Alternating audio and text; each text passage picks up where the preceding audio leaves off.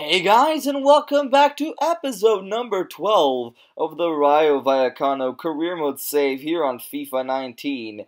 As we see, the first game here in this episode is against Girona. And if you remember, last time we played Girona, we lost to them 1-0 away from home. I'm pretty sure it was, no, I think, no, 2-1 away from home, sorry.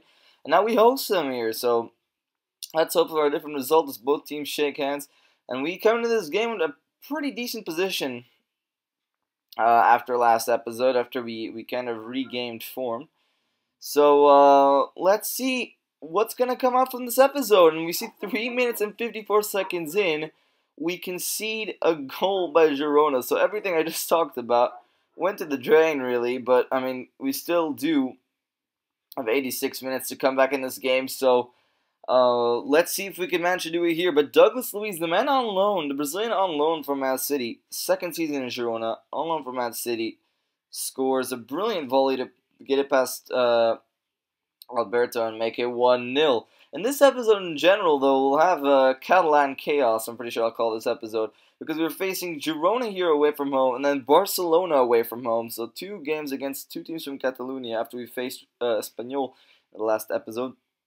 A couple of episodes ago that I can't remember anymore. But 8 minutes and 34 seconds in, our left back Moreno hits the post. So that was very close. But 17 minutes in, we would hit the post yet again. But this time we would go and hit off the inside of the post. And our number 4, Alvaro Medran, sticks that ball in the back of the net to make it 1-1. So brilliant little hold-up play there by Brahim Diaz. And I did the timed finishing and it got me, and I hit green. And this year I found out that when you do time finishing, at the time it hits a player of the opposition or a player of some sort as the ball is going on its path to goal. But this time it didn't hit anyone. It hit the post, and we made it 1-1 17 minutes in. Brahim Diaz then went down the line and whipped the ball in, but that ball, I think, was headed by Trejo, came off the crossbar, and then we couldn't do anything of it, and I was panicking, so I pressed through with Brahim Diaz.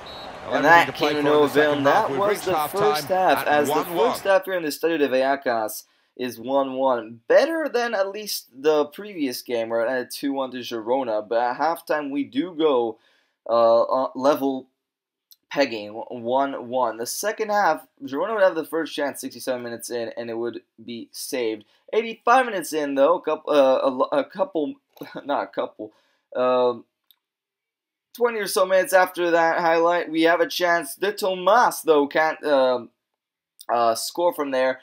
And the same with the second effort from the corner. It is saved. And that was full time as the game ended 1-1. So better than the previous result against Girona. But Girona has been kind of my bogey team this year. The past 2 games I played with them, it's been really hard to break them down.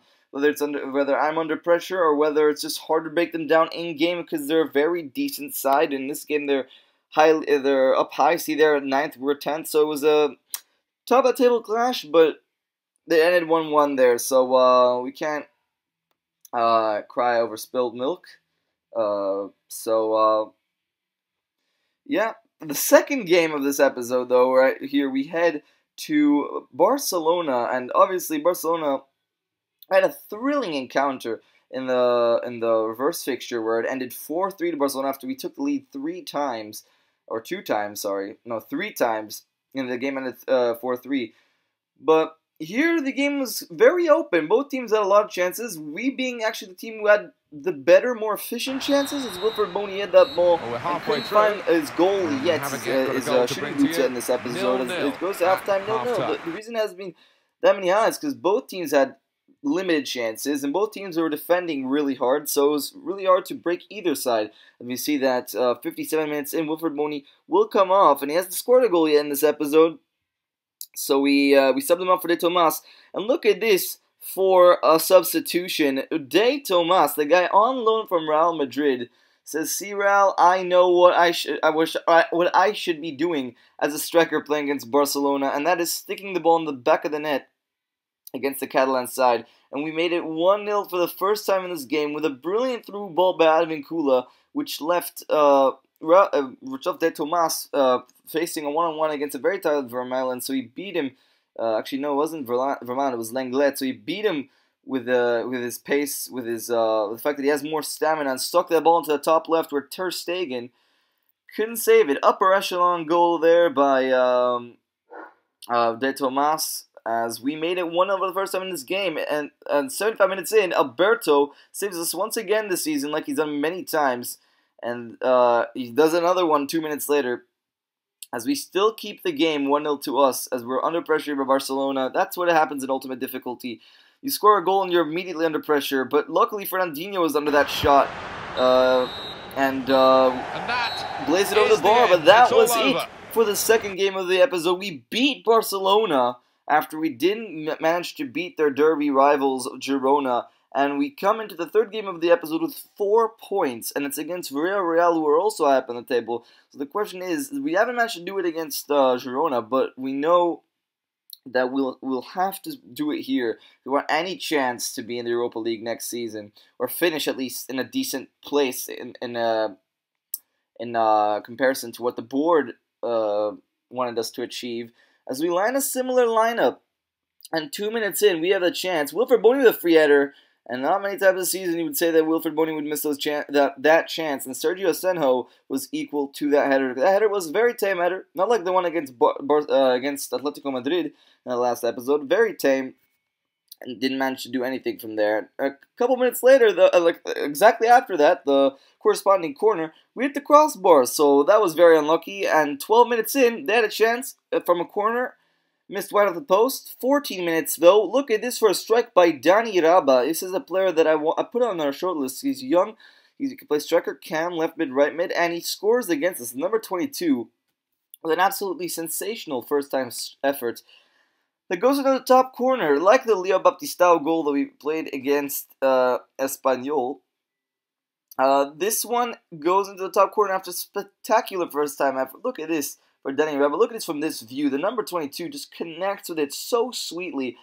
Moreno comes in with a slide. Velasquez tries to slide, but it literally looked like it was going outside for a goal kick for a second, but it bent just last second to score for Villarreal, and that's the second goal of the season in the 15th minute, and that was 1-0 to Villarreal. So, didn't look too good, but exactly after that, 2 minutes later, who else but Wilfred Bony? This episode, I just was talking about how he couldn't manage to find the net, but you know, you can't keep Wilfred Bony too quiet for too long, and that's what he does. He just sticks the ball in the back of the net. Between the goalkeeper and the defender marking the near post, Wilfred Bony scores just headers from every location, scores from every location with every part of his body, and he's just a master in the air, and he scores another goal from a corner. I don't know how many he's done this season, but it is a lot, and he adds to his tally here as he gets his 16th goal of the season 18 minutes in. They get a corner though, and that was a tame effort by them 39 minutes in, but we go in the opposite end, and 44 minutes in, we get a chance. Kekuta finds Marc Roca, who I put into this game after tired legs in the last game against Barcelona, made me make some changes in the side, and Marc Roca found the man in form, Wilfred Bony, who scores another goal and makes his tally to 17 for the season. The guy with another header, and look at this, Marc Roca, brilliant move, brilliant cross in, but look at this for determination. That's what I love about Wilfred Bony. So many times this season, he's just been so determined in front of goal, and that's that's really what got him his 17 goals of the season. He's really just so determined, so strong in the air, so aggressive towards goal, and that's what gets his second goal of the game and makes it 2-1 to us. So the comeback is complete in this game just before the stroke of halftime. And that was it for the first half. 2-1 to us, and we started at Madrigal, I'm pretty sure it is. And we go into the halftime break leading, as things looking good and not grim for us in this game. Let's hope we can keep this up in the second half. The second half would follow as 47 minutes in, 2 minutes after restart, Wilfred Bony would get a hat-trick, and it's another corner goal. I can't even keep count of how many times he's scored from corners, Wilfred Bony, but that ball was whipped in again, beat his man on the near post as I requested Wilfred Bony to make that run into the front post. 2 men were on him, no one could save it. The ball came off the crossbar, and look at this a moment of comedy. Radvin Kula, he wanted to steal the goal. He just flew into the net. He was like, I'm acting as the ball. I want to steal the goal. Didn't, and he did some sort of like pose in the air while he fell into the goal. But that didn't matter, as Wilfred Boney got his hat-trick and scored his 18th of the season, and yet again, that's all to his determination. And we subbed him off 54 minutes in for De Tomas as he scored against Barcelona, and we wanted to keep our legs in this game. We didn't want to tire out too many people, but Pablo Fornals made it goal 59 minutes in. The guy who spent a season in Malaga, and he's super young, very high potential. I might be looking to get him next season. Very talented young Spaniard, scores to make it 3-2. So they were putting the pressure on, but I really thought I was having the dominance in this game. A brilliant strike with Pablo Fornals, can't take anything from him. And number 8 hits that with venom and finds the top corner for the second time for Villarreal. They've hit a shot with absolute venom with superiority, and they scored that as a little glitch there. Means it's 3-2. It scores his first goal of the season, so I'm happy that we allowed him to score a goal.